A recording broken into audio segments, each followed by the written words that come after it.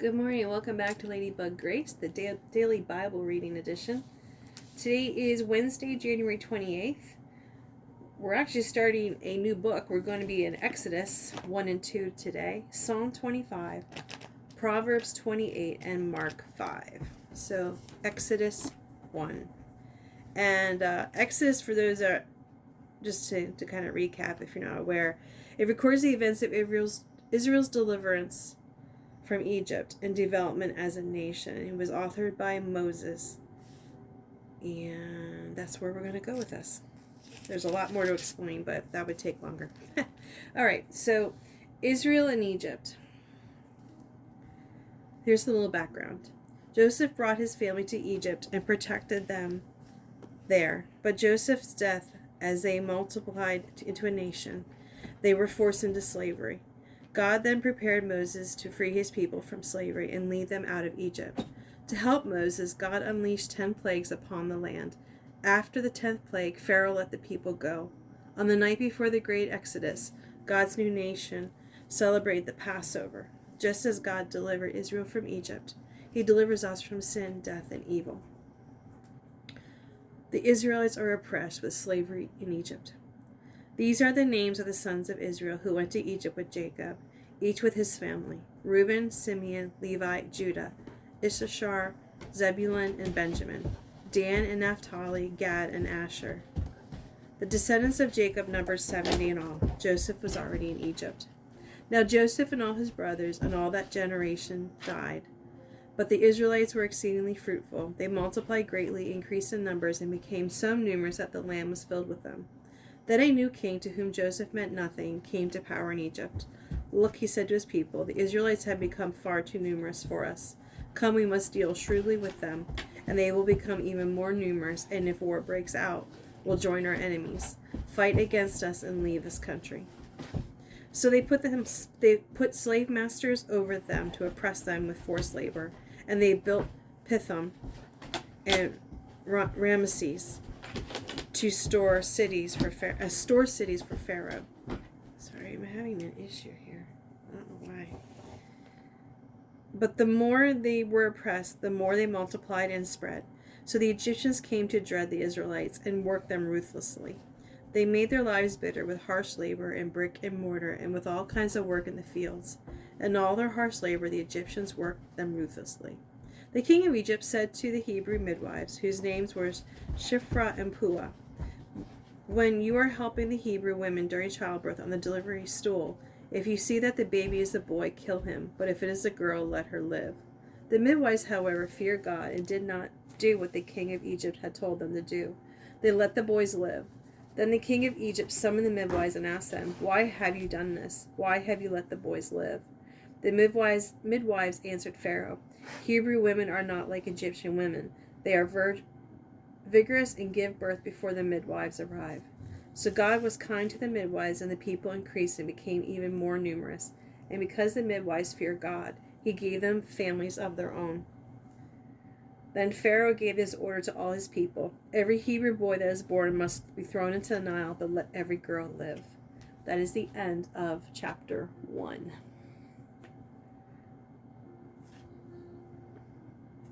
Chapter 2. God chooses Moses. Words are having issues today with me. The birth of Moses. Now a man of the tribe Levi married a Levite woman, and she became pregnant and gave birth to a son. When she saw that he was a fine child, she hid him for 3 months.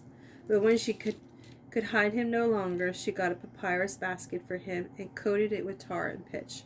Then she placed the child in it and put it among the reeds along the bank of the Nile. His sister stood at a distance to see what would happen to him. Then Pharaoh's daughter went down to the Nile to bathe, and her attendants were walking along the riverbank. She saw the basket among the reeds and sent her female slave to get it. She opened it and saw the baby. He was crying, and she felt sorry for him. This is one of the Hebrew babies, she said. Then his sister asked Pharaoh's daughter, shall I go and get one of the Hebrew women to nurse the baby for you? Yes, go, she answered. So the girl went and got the baby's mother. Pharaoh's daughter said to her, take this baby and nurse him for me, and I will pay you. So the woman took the baby and nursed her. When the child grew older, she took him to Pharaoh's daughter, and he became her son. She named him Moses, saying, I drew him out of the water. That part I didn't know. I didn't know they got the actual mother. That's interesting. Moses flees to Midian. One day after Moses had grown up, he went out to where his own people were and watched them at their hard labor. He saw an Egyptian beating a Hebrew, one of his own people. Looking this way and that, and seeing no one, he killed the Egyptian and hid him in the sand. The next day he went out and saw two Hebrews fighting. He asked the one in the wrong, "Why are you hitting your fellow Hebrew?" The man said, "Who made you ruler and judge over us? Are you thinking of killing me as you killed the Egyptian?" Then Moses was afraid and thought, "What I did must have become known." When Pharaoh heard of this, he tried to kill Moses, but Moses fled from Pharaoh and went to live in Midian, where he sat down by a well. Now a priest of Midian had 7 daughters, and they came to draw water and fill the troughs to water their father's flock. Some shepherds came along and drove them away, but Moses got up and came to their rescue and watered their flock. When the girls returned to rule their father, he asked them, "Why have you returned so early today?"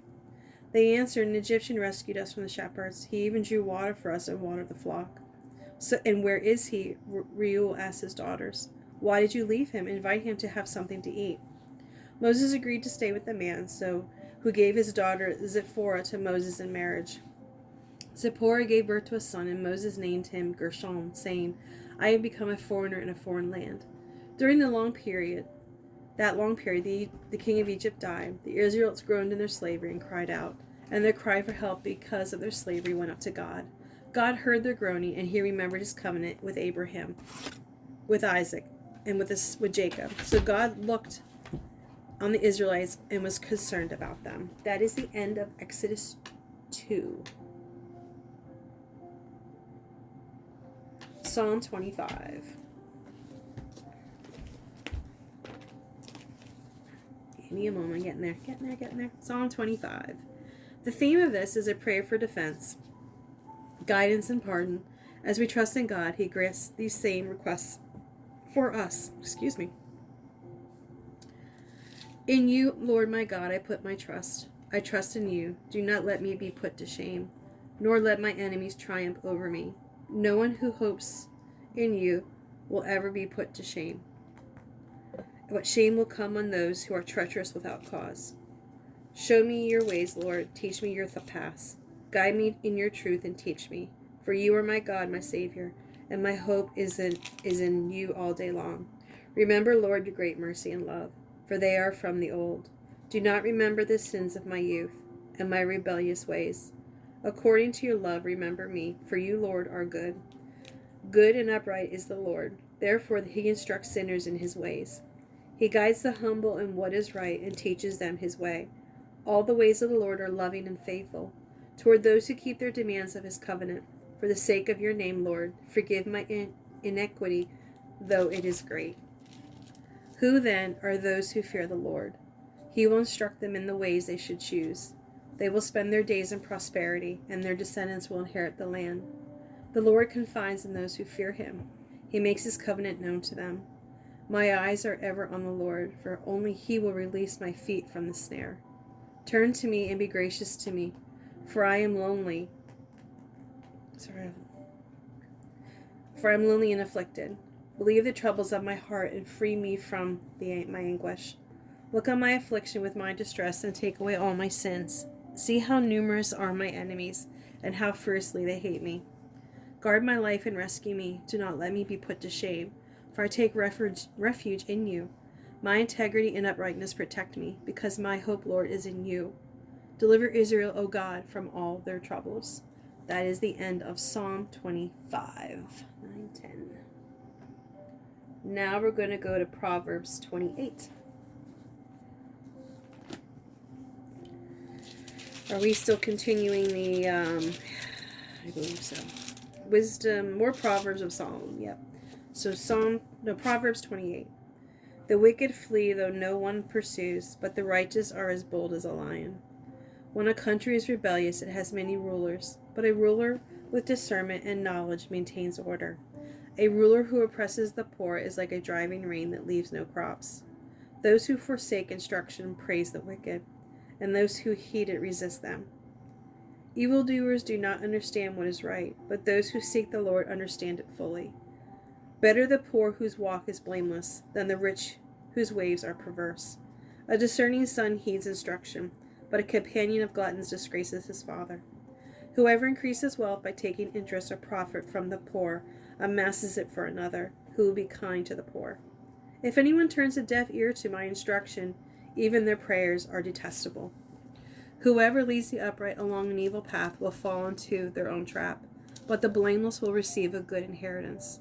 The rich are wise in their own eyes. One who is poor and discerning sees how deluded they are.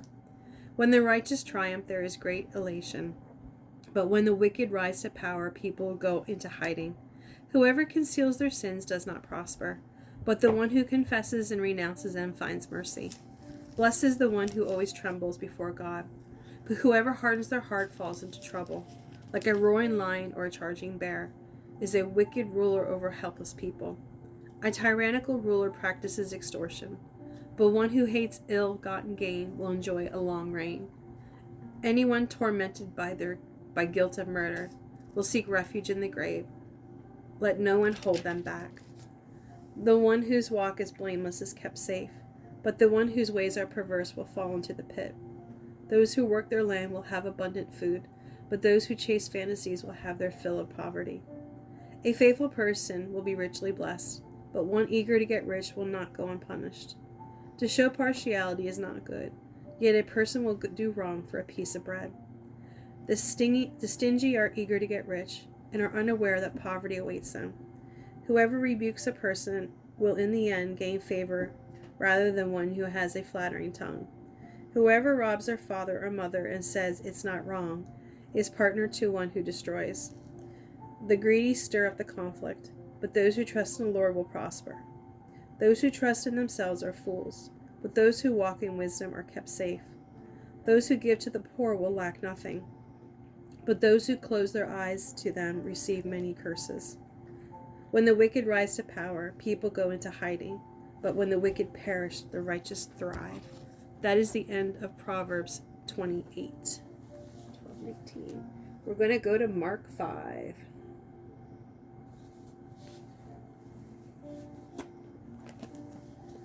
Jesus sends demons into a herd of pigs.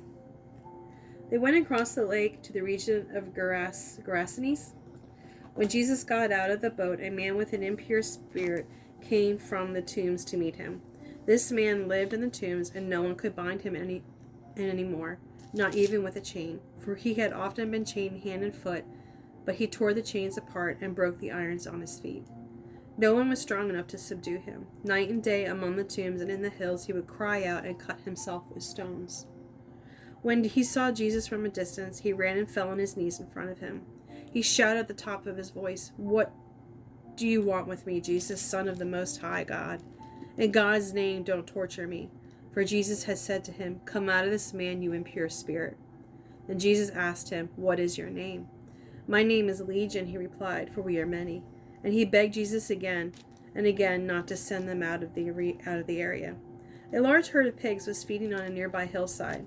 The demons begged Jesus, "Send us among the pigs, allow us to go into them." He gave them permission, and the impure spirits came out and went into the pigs. The herd, about 2,000 in number, rushed down the steep bank into the lake and were drowned. Those tending the pigs ran off and reported this in the town and countryside, and the people went out to see what had happened. When they came to Jesus, they saw the man who had been possessed by the legion of demons, sitting there, dressed in his right mind, and they were afraid. Those who had seen it told the people what had happened to the demon-possessed man, and told about the pigs as well. Then the people began to plead with Jesus to leave the region. As Jesus was getting into the boat, the man who had been demon-possessed begged to go with him. Jesus did not let him, but said, "Go home to your own people and tell them how much the Lord has done for you, and how he has had mercy on you." So the man went away and began to tell in the Decapolis how much Jesus had done for him, and all the people were amazed. Jesus heals a bleeding woman and restores a girl to life. When Jesus had again crossed over by boat to the other side of the lake, a large crowd gathered around him while he was by the lake. Then one of the synagogue leaders, named Jairus, came, and when he saw Jesus, he fell at his feet. He pleaded earnestly with him, "My little daughter is dying. Please come and put your hands on her so that she will be healed and live." So Jesus went with him. A large crowd followed and pressed around him, and a woman was there who had been subject to bleeding for 12 years. She had suffered a great deal under the care of many doctors and had spent all she had, yet instead of getting better, she grew worse. When she heard about Jesus, she came up behind him in the crowd and touched his cloak, because she thought, if I just touch his clothes, I will be healed. Immediately her bleeding stopped, and she felt in her body that she was freed from her suffering. At once Jesus realized that power had gone out from him. He turned around the crowd and asked, "Who touched my clothes?" "You see the people crowding against you," his disciples answered, "and yet you can ask, 'Who touched me?'" But Jesus kept looking around to see who had done it. Then the woman, knowing what had happened to her, came and fell at his feet, and trembling with fear, told him the whole truth. He said to her, "Daughter, your faith has healed you. Go in peace, and be freed from your suffering." While Jesus was still speaking, some people came from the house of Jairus, the synagogue leader. "Your daughter is dead," they said. "Why bother the teacher anymore?" Overhearing what they said, Jesus told him, "Don't be afraid, just believe." He did not let anyone follow him except Peter, James, and John, the brother of James. When they came to the home of the synagogue leader, Jesus saw a commotion, with people crying and wailing loudly. He went in and said to them, "Why all this commotion and wailing? The child is not dead, but asleep." But they laughed at him.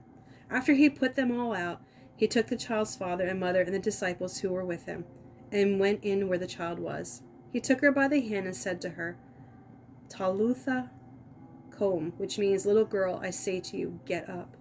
Immediately, the girl stood up and began to walk around. She was 12 years old. At this, they were completely astonished. He gave strict orders not to let anyone know about this, and told them to give her something to eat. Well, thank you for joining me today on today's daily Bible reading. Be blessed.